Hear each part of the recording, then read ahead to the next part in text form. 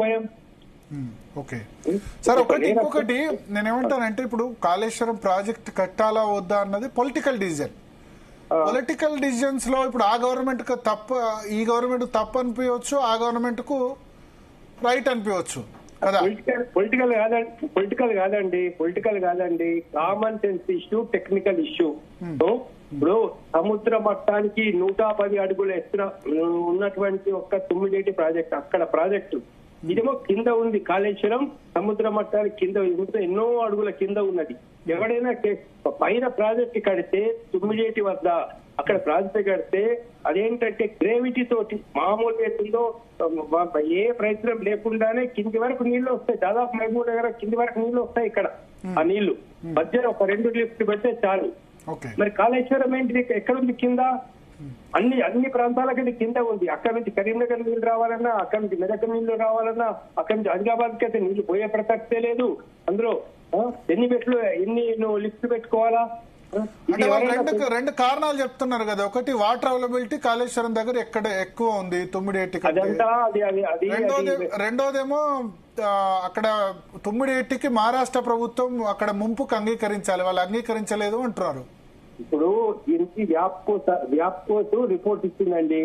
తను ఆయన ఒక రాజేందర్ అని దానికి డైరెక్టర్ ఉండే. అందులో ఆయన ఇంట్లో సోదా చేసినప్పుడు అందులో సిబిఐ వాళ్ళకు 25 కోట్ల కట్టలు, నోట్ల కట్టలు దొరికినాయి.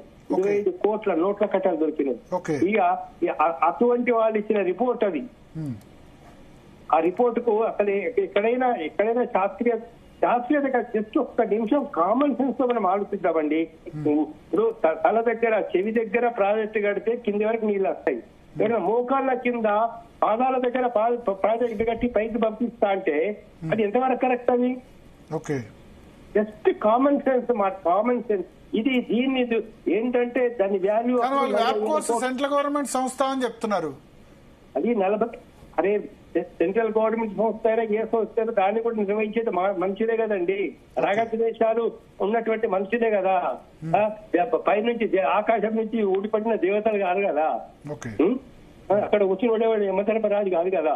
అందులో అంటే ఏం లేదండి, జస్ట్ ఏంటంటే అప్పుడు 40,000 కోట్లు ఏది ఈ ప్రాజెక్టు రాజశేఖర రెడ్డి గారు జమానా లోపల అంచనా వేసింది 38,000 కోట్లు. ఈ 38,000 కోట్లలో మరి ఇందులో ఈ కాంట్రాక్టులకు మిగిలేదంతా, రాజకీయ నాయకులకు వచ్చే షేర్ ఎంత అనే విషయం లోపల బహుశా బాగా ఆలోచించి ఒక దాదాపు 1,00,000 కోట్లకో 1,10 కోట్లకో చేస్తే బాగుంటుందనే ఆలోచన, ఒక మంచి ఆలోచన వాళ్ళు చేశారు. వాళ్ళ కుటుంబాలు బాగుపడడానికి, సమాజం బాగుపడడానికి పేరుతో. సరే, అంటే ఒకటి ఇప్పుడు